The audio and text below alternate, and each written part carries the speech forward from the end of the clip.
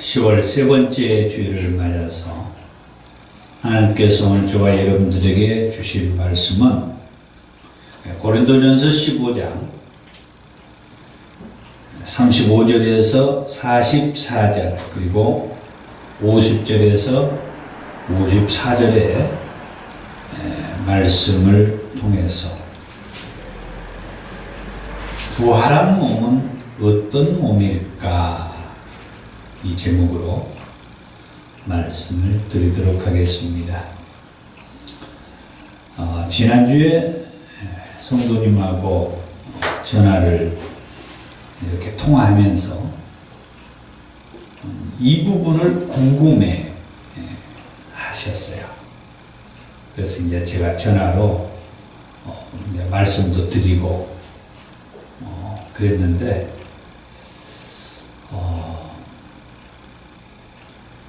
아예 이번 주일날 이 말씀을 한번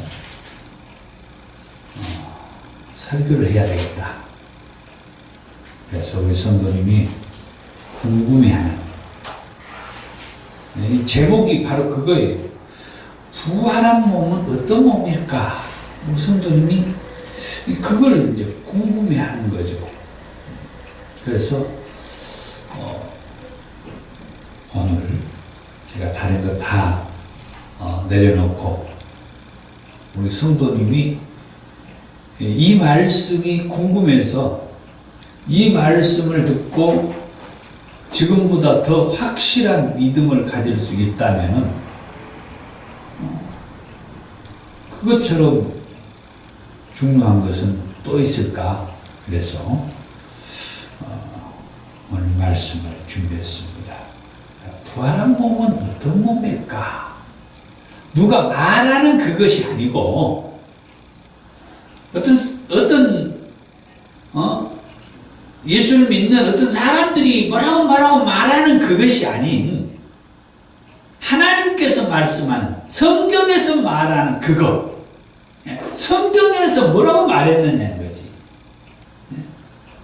그래야 내가 믿든지 안 믿든지 하잖아요. 우리 성도님께서 얘기하는 것은 바로 그거예요. 사람들은 뭐라고 말을 하는데 예수를 믿으라 하고 예수를 믿으면은 이렇게 천국에 간다고 하는데 과연 그 천국에 가는 우리의 이 몸이 그때는 어떻게 되냐 이게 그때는 어떻게 되냐. 그러니까 우리가 살다가 자 죽는다 이게. 자 오늘 제가 말씀을 이제 들어가겠습니다. 첫 번째, 모든 사람은 죽는다 하는 거야. 모든 사람이 죽어요. 자 모든 사람이 죽는다 하는 것도 성경적인 근거를 한번 말씀을 드리면 창세기 25장 7절에서 9절의 말씀을 보면은 우리가 말하는 믿음의 조상이라고 하는 아브라함 얘기를 해요. 이 믿음의 조상이라고 하는 이 아브라함이 175세에 죽습니다. 그러니까 그의 아들들인 이삭과 이스마엘이 그 아버지를 성경에는 장사라고 얘기하죠. 오늘 우리들이 쓰는 용어는 장례를 하는데 어디다가 장사를 지내냐면은 막벨라 굴에다가 장사를 지내요. 우리가 말하는 묘지를 막벨라 굴에다가 묘를 쓰는 거예요.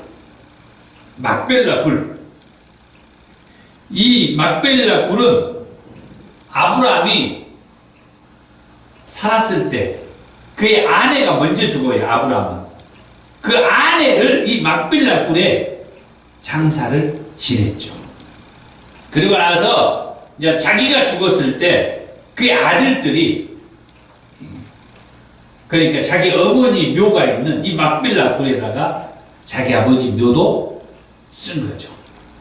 자, 그 다음에 이스라엘 민족의 지도자라고 하는 모세도 결국은 죽었어요. 하여튼 모든 사람이 다 죽는데 이 성경에 나와 있는 이 이대한 인물들이 죽었을 때 그들은 어떻게 장사를 지냈는지 말씀을 드리면 신명기서 34장 4절에서 8절의 말씀에 보면은 이제 모세가 가나안 땅을 바라보는 그 건너편, 그러니까 그것은 모압 땅이라고 얘기를 해요. 이 모압 땅에서 모세가 죽어요. 그래가지고 그 모압 그 골짜기 그곳에 장사가 되었는데 이 모세의 무덤은 지금까지 아는 사람이 없답니다. 누가 장사를 지냈다는 얘기가 없어요. 그러니까 어떤 그 모압 땅을 아니 그렇게 그 가나안 땅을 바라보는 건너편 그렇게 요단강 건너 그 반대편에 어느 높은 산의 골짜기에서 죽었는데 뭐 그대로 장사를 지냈다는 얘기가 없어요. 나중에 다 먼지가 되고 흙이 되고 그렇게 해서 사라져 버리지 않았을까. 중요한 것은 이스라엘 그 민족의 지도자인 모세도 죽었다 하는 것을 제가 말씀을 드린 거예요. 그 다음에 다윗이라고 하는 이스라엘 백성들에게 있어서 아주 유명한 인물이 다윗 왕이죠. 열왕기상 2장 10절에서 11절의 말씀에 보면 이 다윗 왕이 결국 나이가 들고 때가 되어서 죽습니다. 그런데 다윗은 다윗성의 장사가 되었다. 그렇게 말을 해요. 다윗은 자기 시대의 하나의 성을 지었어요. 만들었어요. 그래서 이 다윗은 그 자기 성에 무덤이 있다는 거예요. 다윗성.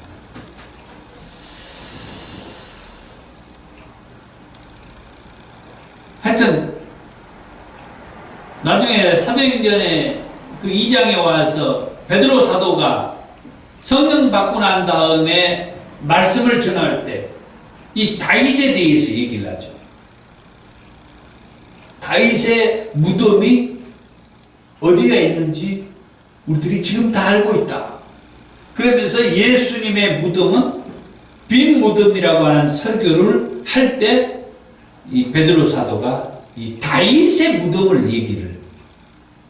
그러니까 한마디로 말하면 모든 사람이 죽는다고 하는 거예요. 오늘날 우리들 주변에서도 보잖아요. 우리 부모님들 또 그 조상들 대대로 사시다가 돌아가셔서 장사를 지내는 이런 일들을 지금도 계속해서 그대로. 그래서 모든 사람은 결국 죽는다. 또한 그게 이제 말씀을 통하여서도 얘기를 한다면 먼저 두 번째로 죽고 난 다음에 모든 사람이 죽고 난 다음에는 심판이 있다 하는 말씀을 하죠.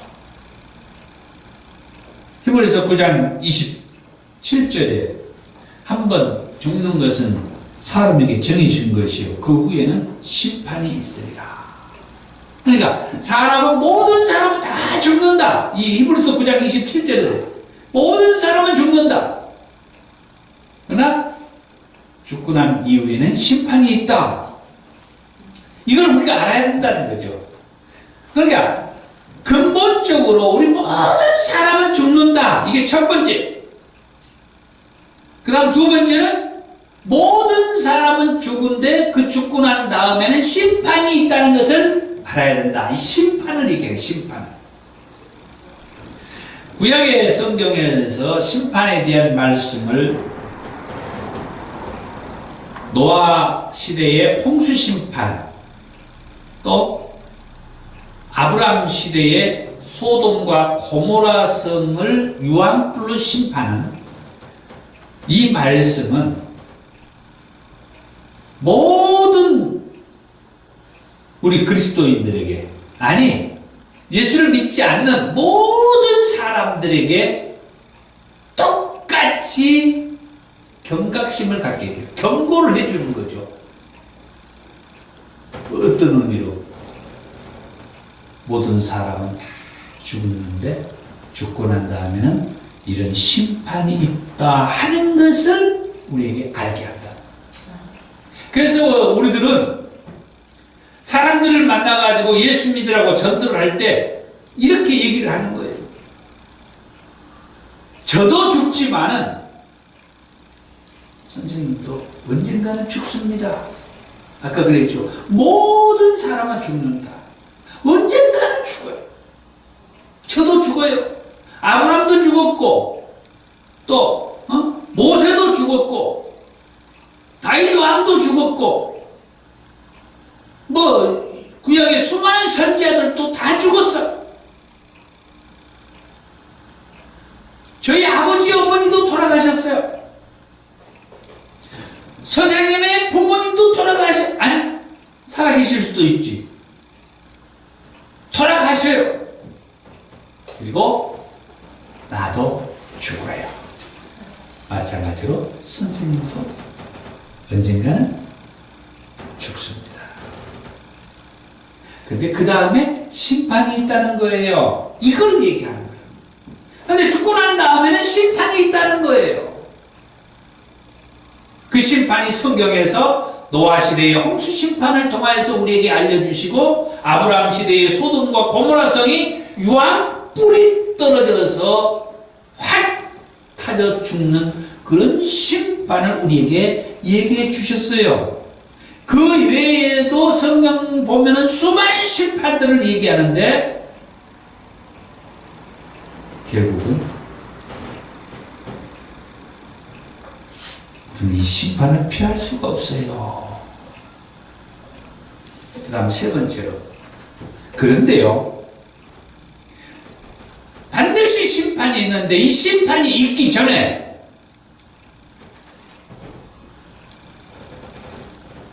어떤 일이 일어나요? 그 심판이 있기 전에 어떤 일이 일어나냐? 정말 많은 일들이 일어나는데, 첫 번째로 예수님께서 공중에 강림하셔요. 예수님 먼저 공중에 강림을 하실 때 이 땅에서 예수를 믿고 사는 사람들이든 또 이미 돌아가신 사람들, 또 예수 믿고 예수 복음을 전하다가 순교를 당한 이런 사람들이 이제 우리는 부활을 한다고 그러죠. 무덤 속에서 다시 살아나요. 그래가지고 예수님이 공중에 강림하셨는데 여기에서 우리는 휴거된다고, 들림을 받는다고 해요. 공중에 예수님을 만나러 가는 거죠. 그걸 성경에서는 혼인잔치라고 해요. 혼인이에요. 예수님하고 우리들이 결혼을 하는 거예요.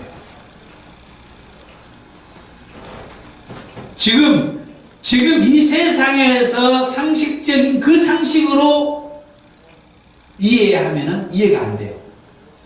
내가 이미 결혼을 한 사람이 있는데 예수님하고 결혼을 해? 예수님이 남자야 여자야? 나는 남자인데 예수님하고 결혼한다. 그러면 예수님이 여자가 되는 거야? 또 내가 여자인데 예수님하고 결혼하면 그럼 예수님이 남자가 되는 거야?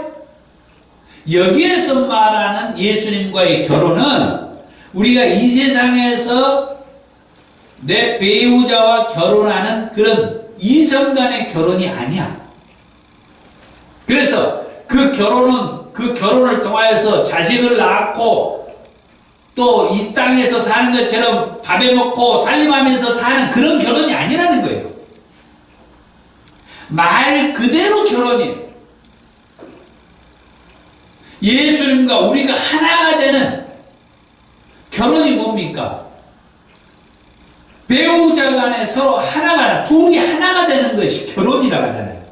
그러나 이 세상에서는 서로 성이 다른 이성끼리 만나가지고 이성 간에 있는 이 정자와 난자가 하나로 만나서 자식을 낳는 건데 예수님과 우리의 결혼은 그런 이성 간의 결혼이 아니에요. 말 그대로 그냥 하나가 되는 거예요. 하나가 되는 거예요. 그럴 때는 가정생활을 하는 것도 아니고 무슨 부부 관계를 갖는 것도 아니고 무슨 살림살이를 하는 것도 아니에요. 그냥 예수님과 우리가 하나가 되는. 아멘. 이걸 우리가 알아야 이 다음의 생활에 대해서 우리들이 이해가 된다는 거예요. 네. 결혼을 한다고 하니까 이 세상에서 나하고 결혼하는 우리 배우자와의 그런 생각을 하면 안 된다. 그냥 예수님과 우리가 하나가 돼, 하나. 하나가.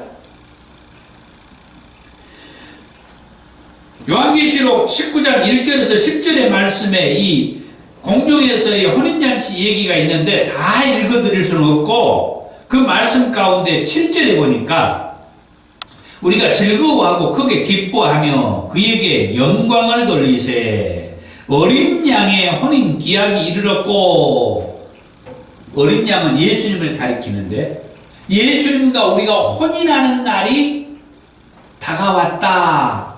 그러니까 반드시 우리가 공중에서 예수님과 만나가지고 혼인한다는 얘기가 분명히 성경에 있죠. 예. 기약이 이르렀고 다가왔으며 그의 아내가 자신을 준비하였으므로 그에게 빛나고 깨끗한 세마포 옷을 입도록 허약하였다. 그러면서 9절에 말합니다. 천사가 내게 말하기를 기록하라. 어린 양의 혼인잔치에 청함을 받은 자들은 복이 있도다 하고 또 내게 말하되 이것은 하나님의 참되신 말씀이라. 이것은 어린 양의 혼인잔치에 대한 말씀이 누구의 말이요? 하나님의 참되신 말씀. 하나님의 말씀이다. 성경은 우리가 하나님의 말씀이라고 얘기하죠. 그렇다고 하면은 그 하나님께서 말씀하는 말씀에 하나가 어린 양의 혼인잔치를 그 하나님 말씀했다는 거예요. 그러면 반드시 이 어린 양의 혼인잔치는 있을 것이라고 하는 말씀이죠. 그런데 그 어린 양의 혼인잔치는 뭐냐 할 때 아까 얘기했죠. 지금 이 세상에서 우리 배우자와 결혼하고 살면서 자식을 낳고 살고 살림을 하면서 살고 또 사업을 하면서 살고 돈 걱정을 하면서 살고 집을 살 것을 걱정하면서 살고 그런 혼인이 아닌 그냥 예수님과 우리가 하나가 되는 거다. 동성 간에 결혼하는 것도 아니다. 그냥 성하고 상관없이 나는 남성이고 그러면 예수님은 여성이어야 되느냐? 그것도 아니고 내가 여성이라고 할 때 예수님은 남성이어야 되느냐? 그게 아니라 성하고 상관없이 하나가 되는 거예요. 그렇다고 자식을 낳고 사는 것도 아니요. 그렇다고 무슨 살림살이 하는 것도 아니요. 그렇다고 돈 걱정을 하면서 사는 것도 아니요. 그냥 하나가 되는 거예요. 그것을 하나님의 말씀이라고 얘기를 했어요. 그 다음 10절에 내가 그 발 앞에 엎드려 경배하려 하니, 천사한테 경배하려고 하니까 그가 나에게 말하기를 나는 너와 및 예수의 증언을 받은 내 형제들과 같이 된 종이니 삼가 그리하지 말고 오직 하나님께 경배하라. 아멘. 천사가 말해주는 거예요. 우리는 하나님 앞에만 경배하라. 하나님 앞에만. 네. 어떤 천사나 어떤 사람들에게 내게 귀한 말씀을 가르쳐준 사람이든 누구든 그들에게 우리가 경배하는 게 아니라는 거예요. 오직 하나님 앞에만 경배. 아멘. 그 다음 마태복음 25장에서도 열처녀 비유에 대한 말씀이 있어요. 이 열처녀 비유도 이 열처녀가 신랑을 기다리는데 등불을 들고 신랑을 맞을 준비를 하는 거예요. 우리가 예수님과 이 혼인잔치를 준비하는 어떤 예화에 대한 말씀이에요. 이 마태복음은. 자, 열처녀가 신랑을 맞을 준비를 하는 거예요. 그런데 밤 늦은 때에 신랑이 올 것을 대비해서 뭐하냐? 등불을 준비를 하는 거예요. 이 등불은 지금처럼 이런 전기로 켜는 게 아니라 기름으로 해가지고 불을 켜는 그런 등불. 그런데 신랑을 기다리는데 신랑이 언제 올 줄을 몰라. 기다리다가 기름이 떨어지면 그 불이 어때요? 킬 수가 없죠. 꺼져버리죠. 그래서 기름을 충분히 준비하고 신랑을 기다려라. 그게 이 마태복음 25장에서 열처녀 비유의 핵심이에요. 기름을 충분히 준비해가지고 신랑 맞을 준비를 해라. 아멘. 그것처럼 예수님께서도 우리의 신랑으로서 언제 오시기는 오시는데 언제 오실지를 모르니까 기름을 충분히 준비한 처녀처럼 기름을 충분히 준비하고 예수님 맞을 준비를 하라는 가르침이었어요. 그 다음에 공중에서 혼인잔치를 할 때에 이런 일이 있을 수 있어요. 어떤 사람은 공중에 들림을 받은 사람이 있는가 하면 어떤 사람은 공중에 들림받지 못하는 사람이 있어요. 성경적으로 찾아보겠습니다. 마태복음 24장 40절에서 41절입니다. 그때에 두 사람이 밭에 있음에 한 사람은 데려가고 한 사람은 버려둠을 당할 것이요. 두 여자가 맷도질을 하고 있음에 한 사람은 데려가고 한 사람은 버려둠을 당할 것이다. 자, 두 사람이 밭에서 밭을 메고 있는데 예수님이 공중에 강림을 했어요. 이제 이 땅에서 우리가 들림을 받게 되는데 어떤 사람은 들림을 받는 사람이 있는가 하면 어떤 사람은 올라가지 못하고 그냥 이 땅에 남아있는 사람이 있다는 거예요. 부활도 마찬가지요. 부활을 해가지고 공중으로 들림받은 사람이 있는데 공중으로 들림받지 못하는 사람이 있어요. 아주 중요한 얘기죠. 이런 일들이 이제 벌어지면은 이제 세상이 뒤집어지겠죠. 난리가 나겠죠. 아니, 자기 옆에 있는 어떤 사람은 없어졌어. 공중으로 올라가는 모습이 보여. 근데 자기는 올라가지 못해. 얼마나 억울하겠어요. 그게 왜 억울한지 계속해서 말씀을 드릴게요. 그때 이 지상, 우리가 사는 이 땅에 지금까지도 그리고 앞으로도 없는 대환란이 일어난다는 거예요. 다니엘서 12장 1절에서 3절에 그때에 내 민족을 호위하는 큰 군주 미가엘이 일어날 것이요 또 환란이 있으리니 이는 개국 이래로 나라를 연 이래. 우리는 얼마 전에 개천절이라고 했었죠. 개국 이래 개천이나 개국이나 같은 의미죠. 나라를 연 이래 그때까지 없던 환란일 것이며 그때에 내 백성 중 책에 기록된 모든 자가 구원을 받을 것이라. 땅의 티끌 가운데에서 자는 자 중에 많은 사람이 깨어나, 자는 자는 무덤 속에 있는 사람을 여기서는 잠잔다라고 얘기해요. 죽은 사람. 자는 자들이 깨어난다. 깨어난다는 게 다시 살아나, 부활한다는 얘기예요. 땅의 티끌 가운데에서 자는 자 중에서 많은 사람이 깨어나 영생을 받는 자도 있겠고, 영생, 공중으로 들림받는 자가 있겠다. 그러나 수치를 당하여서 영원히 부끄러움을 당할 자가 있을 것이다. 공중에 들림받지 못할 자가 있을 것이다. 공중에 들림받지 못한 자는 뭐예요? 수치를 당하는 자들이다. 부끄러움을 당하는 자들이다. 그래서 말합니다. 지혜 있는 자는 궁창의 빛과 같이 빛날 것이요. 지혜 있는 자. 이 사람이 어떤 사람인지 얘기할게요. 많은 사람을 옳은 대로 돌아오게 한 자는 별과 같이 영원토록 빛나리라. 많은 사람을 옳은 대로, 옳은 데가 어디냐? 예수를 믿고 하나님을 믿고 사는 그리스도인이 되는 이 길이 옳은 대로 오는 거예요. 그래서 우리 성도님이 이제 비록 늦은 나이지만은 옳은 대로 오셨다는 거예요. 이렇게 옳은 대로 오는 사람은 뭐한다? 별과 같이 영원토록 빛날 것이다. 부끄러움을 당하지 않을 것이라는 거예요. 이 사람들은 예수님이 공중에 강림하실 때 뭐한다? 이 땅에서 공중으로 들림받을 것이다. 저나 우리 성도님이 이 세상에서 살다가 이제 어느 날 돌아가셨어요? 그런데 걱정할 것이 없는 것은 예수님께서 공중에 강림하셨을 때 우리가 무덤 속에서 이제 썩어 있잖아요. 이제 그때가 언제일지 모르니까 나는 무덤 속에서 썩어 있다 이게. 그러나 예수님이 공중에 강림하셨을 때 내가 무덤 속에 썩어 있었지만 무덤 속에서 뭐한다고요? 다시 깨어나 일어나 부활을 해서 공중에 강림한 예수님에게 뭐한다?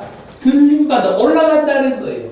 그런 때 어떤 사람은 공중으로 올라가는 사람도 있는데 어떤 사람은 부끄러운 사람들, 그 사람들은 이 땅에 그대로 남아있을 것이라겠죠. 이때 부끄러운 사람들은 그렇게 예수를 믿고 그렇게 하나님을 믿으라고 전도해도 예수를 믿지 않는 사람들이 이제 부끄러운 사람들이에요. 그때 남들은 공중으로 올라가는데 올라가지 못합니다. 그러니까 우리 성도님 걱정하지 마시라는 것은 이제 성도님은 예수를 분명하게 영접하고 하나님을 믿게 되면은 예수님 공중에 강림하실 때 죽어서 무덤 속에서 썩어서 먼지가 되어 있어도 흙이 되어 있어도 걱정할 것이 없다는 거예요. 나중에 다시 다 깨어나가지고 공중으로 뭐한다? 올라간다는 거예요. 아멘. 그게 제가 얘기한 것이 아니라 뭐고요? 하나님의 말씀, 성경에 있는 얘기예요. 그 다음에 또 얘기를 했어요. 마태복음 24장 15절에서 아까 제가 다니엘서 얘기를 했죠. 이 마태복음 24장 15절에 뭐라 하냐? 그러므로 너희 선지자 다니엘이 말한 바, 아까 다니엘서 제가 읽어줬잖아요. 그것을 이 마태복음 24장에서 다니엘이 말했던 그것을 다시 인용해가지고 말하는 거예요. 그래가지고 이것은 중요하니까 제가 다 읽어드릴게요. 멸망에 가정한 것이 거룩한 곳에 선 것을 보거든 그때에 유대에 있는 자들은 산으로 도망할지어다. 지붕에 있는 자는 집 안에 있는 물건을 가지러 내려가지 말며 밭에 있는 자는 겉옷을 가지러 뒤로 돌이키지 말지어다. 그날에는 아이벤 자들과 젖먹이는 자들에게 화가 있으리로다. 너희도 도망하는 일이 겨울에는 안식일이 되지 않도록 기도하라. 이는 그때에 큰 환난이 있겠습니다. 아까 제가 얘기했죠. 개국 이래, 다니엘이 그런 얘기했잖아요. 개국 이래로 이렇게 엄청난 환난은 없다. 마태복음에서 이걸 그대로 얘기하는 거예요. 그때에 큰 환난이 있겠습니다. 창세로부터 지금까지, 여기에서는 창세로부터라고 해요. 이 세상이 생기고 나서 지금까지 이 말이에요. 하나님이 천지를 창조하고 나서 지금까지 이런 큰 환난은 없다는 거예요. 이게 제가 한 얘기가 아니죠. 하나님이 말씀한 성경의 말씀입니다. 지금까지 이런 환난이 없었고 후에도 없으리라.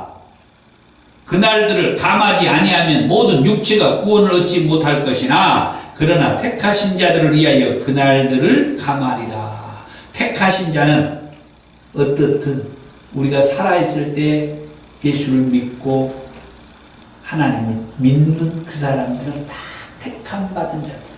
이 사람들을 위해서 하나님께서 그 날을 감해 주셨다, 줄여 주셨다는 거예요. 그리고 쭉 가가지고 그냥 여기서 마칠게요. 자, 이처럼 말씀을 했고 또 우리 성도님이 지난주에 요한계시록을 읽었다고 했는데 요한계시록에 보면은 7장 13절에서 14절에 장로 중 하나가 응답하여 나에게 이르되 이 흰옷 입은 자들이 누구며 또 어디서 왔느냐. 이제 지금 이 천국의 모습을 얘기해요. 천국의 모습에 어떤 흰옷 입은 자들이 있었다는 거예요. 그래서 이제 장로들 가운데 묻습니다. 야, 저기 있는 저 흰옷 입은 자들은 누구며 어디서 왔느냐 물었더니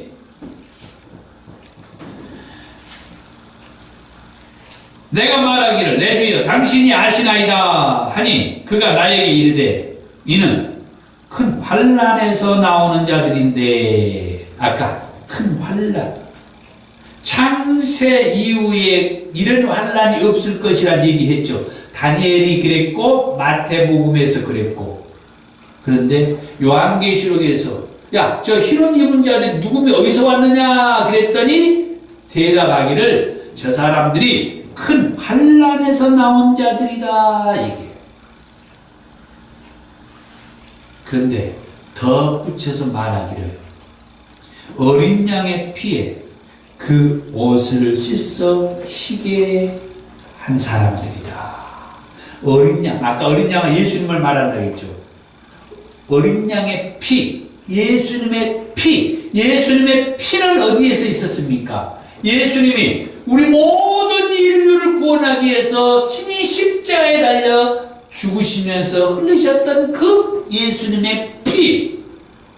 이 예수님의 피는 예수님께서는 아무 죄도 없으셨지만 우리 죄를 대신해서 이 십자가에 달려서 피 흘리고 죽으셨다 이 말이에요. 그래서 그 예수의 피는 제일 많은 우리들이 그 예수를 믿는다고 받아들이고 영접할 때 그 예수의 피로 말미암아서 우리는 깨끗하게 돼요. 씻음 받는다는 거예요. 그래서 어떤 사람이 흰옷 입은 사람이 있으니까 저 흰옷 입은 사람이 어디서 누구냐 그랬더니 큰 환난에서 나온 자들인데 예수의 피로 깨끗이 휘어진 사람입니다 그랬다. 그러니까 큰 환난도 다 이 예수를 믿을 때 그 큰 환난도 벗어나게 되고 그 환난을 통과하지 않고 그 큰 환난을 당하지 않고 공중으로 들림받게 된다라고 하는 말씀. 그러니까 예수를 믿는다고 하는 것이 얼마나 우리를 좋게 해주는지 말할 수 없이 그 엄청난 개국 이래로 천지를 창조한 이래로 그런 환난은 있도 보도 못한 그 환난을 우리가 예수를 믿으면 그 환난을 우리가 당하지 않게 된다. 공중으로 들림받아 버리니까 그런 환난을 우리가 걱정하지 않아도 된다. 우리 성도님 예수님 잘 믿으시고 꼭 영접하시기를 간절히 부탁합니다. 아멘. 대답 한번 해보세요. 성도님, 그 예수님을 내가 잘 영접하겠습니다. 그러면 아멘 한번 해보세요. 아직도 좀 시간이 필요합니까? 이 엄청난 환난을 당할 수도 있다는데, 예. 그 다음에 그때까지 살아있는 자들이나 이미 죽은 사람들은 부활을 해가지고 들림을 받는데, 그러나 그때까지 살아있다 할지라도 죽은 자들보다 앞서지 못한다. 그러니까 먼저 죽었다고 해서 그 사람들이 불쌍한 사람들이 아니다 이거예요. 예수를 믿고 죽었느냐, 예수를 믿지 않고 죽었느냐, 그거에 의해서 그 사람이 불쌍한 사람이고 불쌍하지 않은 사람이다. 우리가 예수를 믿고 예수님을 영접해서 죄에서 사함받고 구원받아가지고 죽은 사람들은 불쌍한 사람들이야. 데살로니가서 4장 15절에서 16절에 우리가 주의 말씀으로 너희에게 이것을 말하노니 주께서 강림하실 때까지, 주께서 강림, 우리 살아남은 자도 자는 자보다 결코 앞서지 못하리라. 비록 살아있다 할지라도 자는 자, 죽은 사람들보다 더 예수님 앞에 먼저 가지 못한다. 주께서 호령과 천사장의 소리와 하나님의 나팔 소리로 친히 하늘로부터 강림하신 것이다. 그런데 우리가 또 한 가지 제가 드리고 싶은 말씀이 있어요. 이거 제 얘기가 아니라 성경을 제가 정리해서 얘기한 거예요. 마지막 때 요한계시록 20장에 보면은 영이라고 하는, 다시 말하면 옛뱀, 마귀, 사탄이라고 하는 이 영을 잡아서 1000년 동안 결박해가지고 가다 놓겠다고 그랬어요. 요한계시록 20장 1절에서 3절. 또 내가 보매 천사가 무저갱의 열쇠와 큰 쇠사슬을 그의 손에 가지고 하늘로부터 내려와서 영을 잡으니 곧 옛뱀이요 마귀요 사단이라 잡아서 1000년 동안 결박하여 무저갱에 던져 넣어 잠그고 그 위에 임봉하여 1000년이 차도록 다시는 만국을 미혹하지 못하게 하였는데 그 후에는 반드시 잠깐 놓이리라. 반드시 잠깐 놓이게 된다. 이 영, 옛뱀, 그리고 마귀, 사탄이라고 하는 이 영을 1000년 동안 하나님께서 가둬놓는데 1000년이 지나면 반드시 다시 잠깐 동안 풀어 놓을 때가 있다는 거예요. 그러면은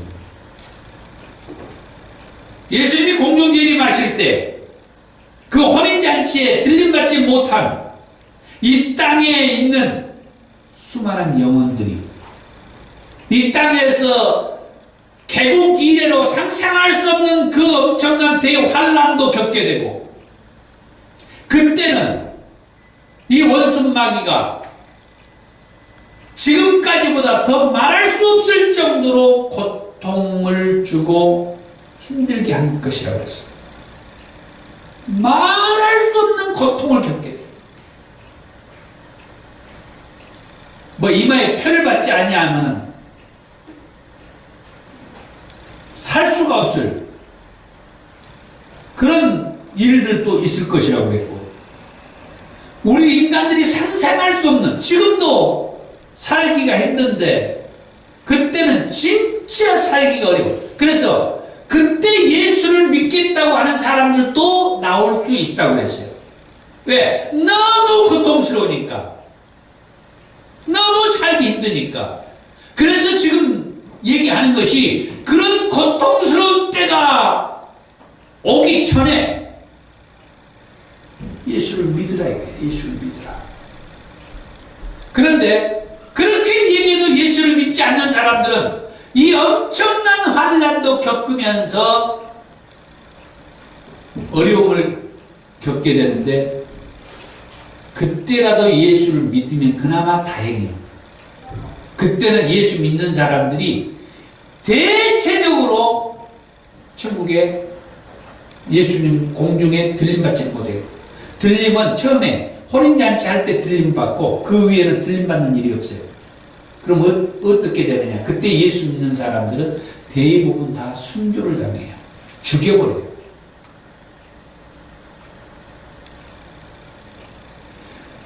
순교를 당한다 할지라도 예수를 믿겠다는 사람은 그나마 감사하다는 거예요. 나중에 예수님께서 지상에 강림을 하거든요. 뭐하기 위해서? 그때까지 예수를 믿지 않고 예수를 믿지 못하게 했던 저 원수 마귀 사단이를 지옥에 보내기 위해서.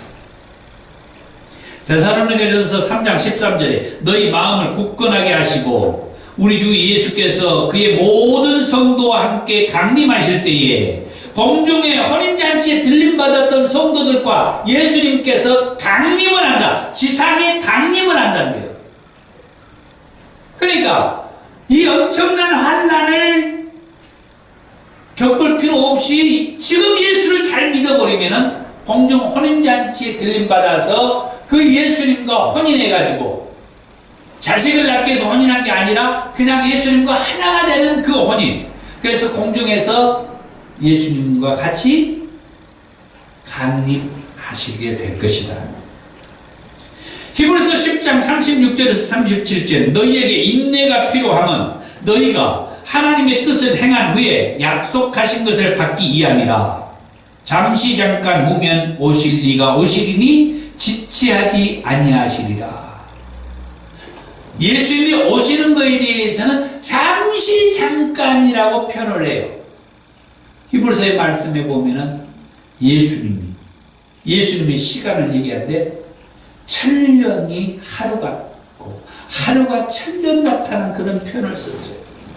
예수님에게 시간은 우리에게 천년이 하루와 같은 그런 개념이라는 거예요.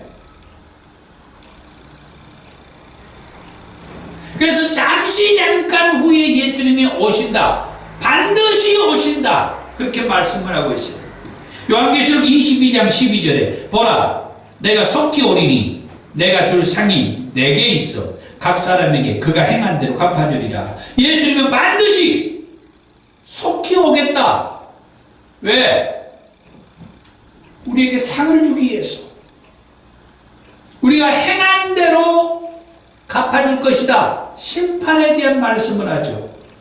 고린도후서 5장 8절에서 10절에 우리가 담대하여 원하는 바는 차라리 몸을 떠나 주와 함께 있는 그것이라. 그런즉 우리는 몸으로 있든지 떠나 있든지 주를 기쁘시게 하는 자가 되기를 힘쓰노라. 이는 우리가 다 반드시 그리스도의 심판대 앞에 나타나게 되어 그리스도의 심판대 앞에 반드시 나타난다는 거예요. 그렇게 되어서 각각 선악간에 그 몸으로 행한 것을 따라 받으려 함이라.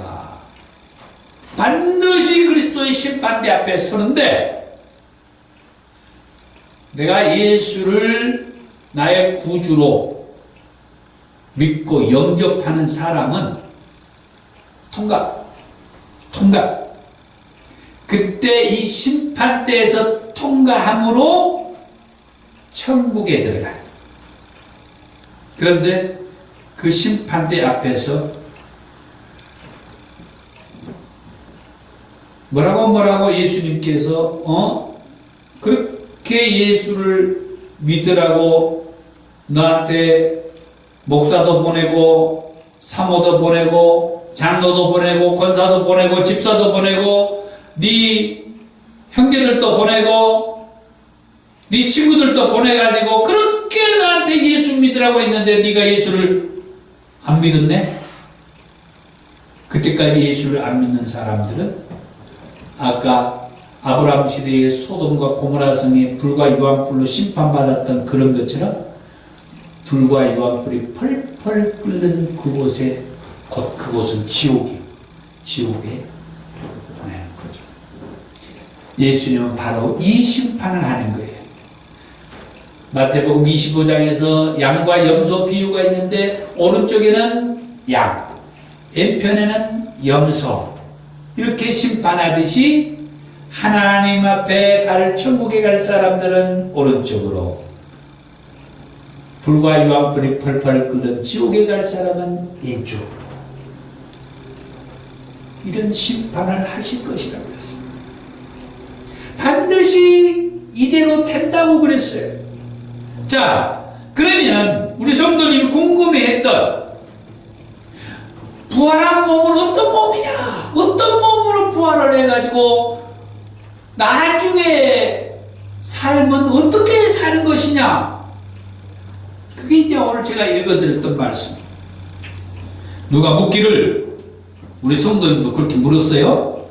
죽은 자들이 어떻게 다시 살며 어떠한 몸으로 오느냐? 이렇게 묻는 이들을 위해서 성경은 다 대답을 해놨습니다.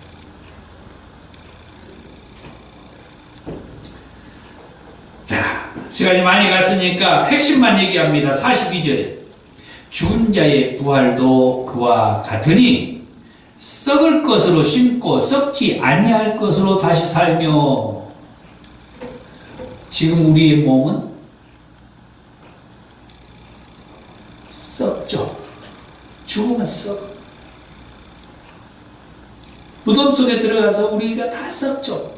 하기야 뭐 그냥 지상에 그대로 있어도 다 썩어. 나중에 뼈만 남아. 근데 오래 가면 그 뼈도 다 없어져. 흔적이 없어요. 흔적이 없어져. 창세기에서 말합니다. 우리들은 흙에서 왔다. 그래서 역시 그 창세기에서 말합니다. 흙에서 온 우리들은 흙으로 돌아간다고 했어요. 전도서에서도 그렇게 얘기를 하죠. 다시 왔던 대로 다시 태우러 간다.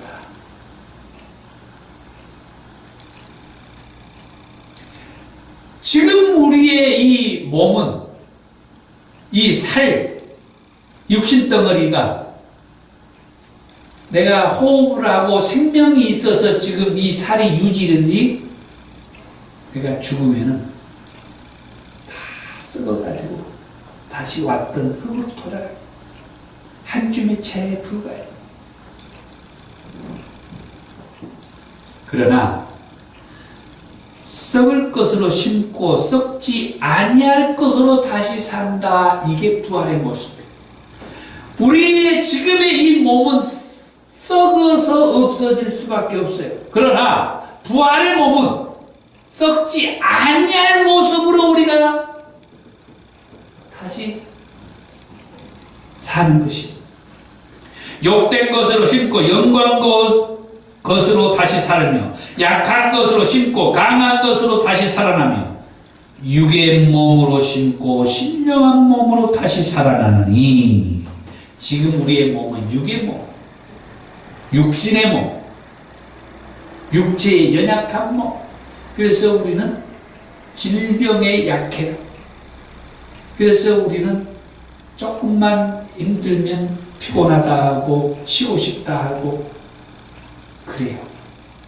어디 아프면 어떤 약을 발라야 되고 또 무슨 약을 먹어야 되고. 그러나 부활의 몸은 신령한 몸이야. 그래서 신령한 몸은 그 다음에 나왔죠. 육의 몸이 있은즉 또 영의 몸도 있느니라. 신령한 몸은 영의 몸이에요. 몸은 몸이지만 신령한 몸, 영의 몸이다 이게. 그래서 우리 이런 몸이 있어요. 부활한 이후에 이런 몸이 있어요. 그것을 성경은 어떻게 증명을 해주냐? 예수님께서 우리에게 보여주셨어요. 예수님은 가장 먼저 부활한 첫 번째 부활자라고 그랬어요. 그 예수님께서 우리에게 부활한 모습을 보여주셨어요. 예수님은 부활하신 이후에 이 땅에서 40일 동안 계셨다고 그랬죠. 예수님이 이 땅에 40일 동안 부활하신 이후에 계셨는데, 예수님의 부활한 모습이 우리가 부활할 모습이요. 근데 요한복음에서 그 예수님의 부활한 모습을 뭐라고 말하느냐? 예수님이 제자들에게 내 몸을 만져봐라. 그리고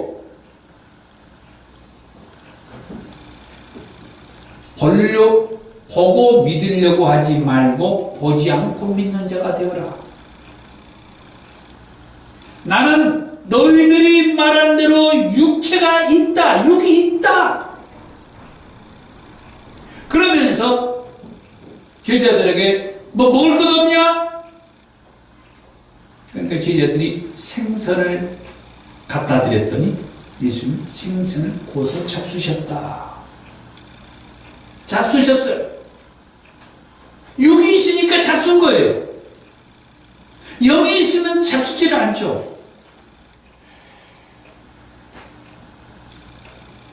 그 다음에 계속해서 아까 우리가 읽었던 고린도전서 11장 50절부터 그 말씀에 보면 형제들아 내가 이것을 말하노니 혈과 육은 하나님의 나라를 이어받을 수 없고 지금 우리의 이 썩을 이 혈과 육은 하나님의 나라 천국에 가는 수가 없다는 거예요. 이어받을 수가 없고 썩는 것은 썩지 아니할 것을 욕을 바친다. 지금 우리의 몸은 무슨 몸? 썩을 몸이라고 그랬죠. 보라 내가 너희에게 비밀을 말한다. 비밀을 말한다고 그랬어요. 우리가 다 잠잘 것이 아니오 마지막 나팔에 순식간에 호련히 변화가 된다는 거예요. 부활의 모습은 변화의 모습이요. 변화가 되는데 나팔 소리가 나면 죽은 자들이 썩지 아니할 것으로 다시 살아나고 또 다시 얘기합니다. 썩지 아니할 모습으로 다시 살아나는 거예요. 그게 신령한 몸, 영의 몸이요. 썩지 아니할 것으로 다시 살아나고 우리도 변화하리라. 이 썩을 것이 반드시 썩지 아니할 것을 입겠고 이 죽을 것이 죽지 아니함을 입으리로다. 이 썩을 것이 썩지 아니함을 입고 이 죽을 것이 죽지 아니함을 입을 때에는 사망을 삼키고 이기리라고 기록된 그 말씀이 이루어지리라.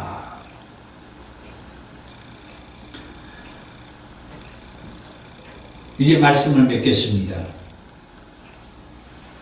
오늘 정말 제가 획기적이고 의미 있고 또 우리 성도님께서 질문을 했던 그 물음도 되고 성경에 사람들이 이런 질문을 많이 할 것이라고 이 성경을 기록했던 초대교회 때도 그런 질문이 있었던 바로 그 궁금함 그 질문 이것은 예나 오늘이나 그리고 앞으로 올 세대의 수많은 사람들이 물어올 내용들인데 성경은 그 답을 해놓고 있어요. 중요한 것은 이런 말씀을 들었음에도 불구하고 아직도 예수님을 마음에 영접하지 않고 믿지 않는다고 하면